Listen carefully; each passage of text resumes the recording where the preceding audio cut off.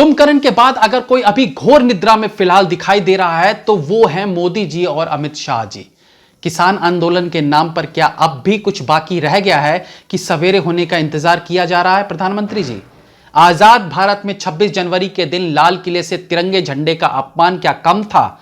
इस आंदोलन में बंगाल की लड़की का रेप क्या कम था?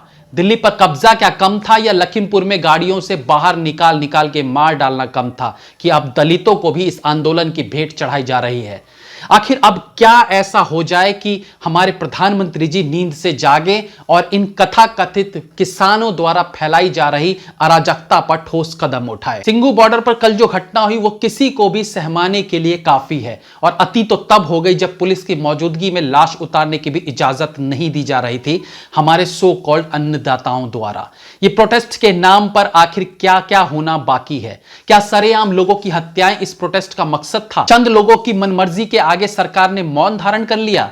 जब इनका जहां मन करता है ट्रैक्टर लेके कूद पड़ते हैं, दिल्ली सीमाओं में घुसकर सड़कों पर आतंक का नंगा नाच खेलते हैं, और इतना सब होने के बाद भी अगर सरकार कान में रुई डालकर कुंभकर्ण की नींद ले रही है तो फिर यह एक गंभीर विषय बन जाता है। हम दुनिया भर के देश से अच्छे संबंध बनाए बैठे हैं, बॉर्डर पर दुश्मनों को सबक सिखा रहे हैं, लेकिन इन अंदरूनी दुश्मन जिन्होंने किसानों के नाम का सहारा लेकर हमें तोड़ने की कोशिश कर रहे हैं, उनका क्या? अब तो इस नकली किसान आंदोलन के इतने प्रमाण मिल चुके हैं कि यह किसानों का नहीं, खालिस्तानियों का आंदोलन है। सरेआम इस आंदोलन में खालिस्तानियों की गतिविधियां देखने को मिलती है, फिर भी धृतराष्ट्र की तरह कुछ ना देख पाने का ढोंग रच रही है सरकार। यह हत्याकांड जो हो रहे हैं, इन्हें अंजाम देने की हिम्मत आ कैसे रही है इनमें?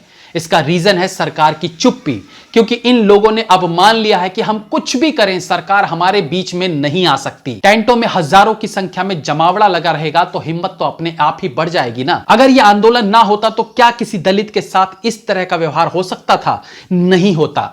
लेकिन जैसे बारात में जाने वाला हर शख्स खुद को दूल्हे से कम नहीं समझता, उसी तरह से इस आंदोलन में खड़ा हर नकली किसान इस वक्त खुद को सरकार से कम नहीं समझ रहा।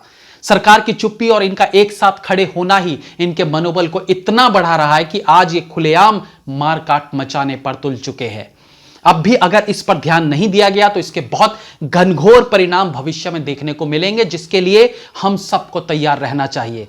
आखिर कब तक राकेश टिकैत जैसे लोगों की राजनीतिक महत्वाकांक्षा को पूरा करने के लिए निर्दोष लोगों की बलि दी जाती रहेगी? आखिर कब तक यह आंदोलन जो बीज बुआई, कीटनाशक छिड़काव, कटाई, ढुलाई, बिक्री के लिए शुरू हुआ था, वो हत्या, बलात्कार, नशा, राजनीति, हिंदू घृणा से होता हुआ देश विरोधी गतिविधियों पर आ खड़ा हुआ? इस पर हमें ही विचार करने की जरूरत है, क्योंकि सरकार अभी नींद में है। जय हिंद, वंदे मातरम।